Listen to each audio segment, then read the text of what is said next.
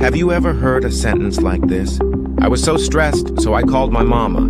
Here, mama doesn't simply mean mom. It carries emotional warmth, cultural values, and a sense of comfort. In our daily lives, we naturally mix languages like this.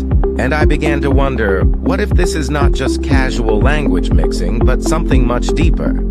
In many Latino communities in the United States, people use a hybrid language called Spanglish, a mix of English and Spanish. This is not a mistake or broken language. It is a natural outcome of living between two cultures. In other words, language changes based on the choices and adaptations of a community.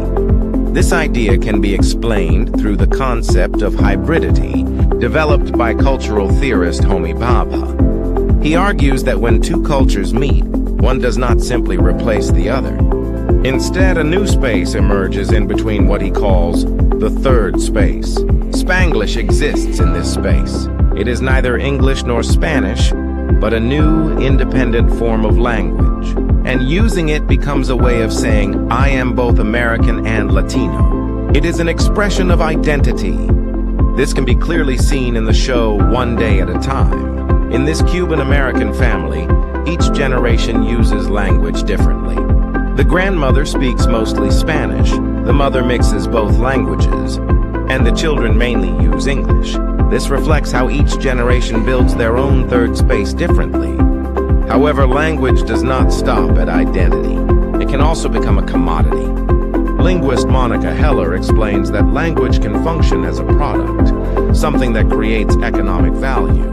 In this case, language is no longer just communication. It becomes something that can be sold. For example, global companies like Coca-Cola and McDonald's use Spanglish in their marketing to target Latino consumers. At first glance, this may seem inclusive, but often these ads repeat simplified images, warm, family-oriented, passionate. As a result, language is reduced from a complex identity to a consumable image. This becomes even more complex on social media.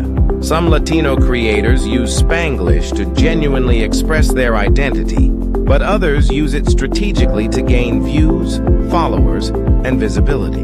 In this case, people are not just using language, they are selling it. So what does this all mean? Spanglish has two sides. It is a language of identity created by people living between cultures.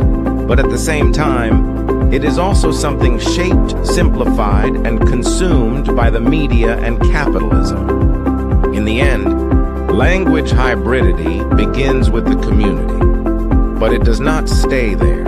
It is constantly transformed by the structures around it. Thank you.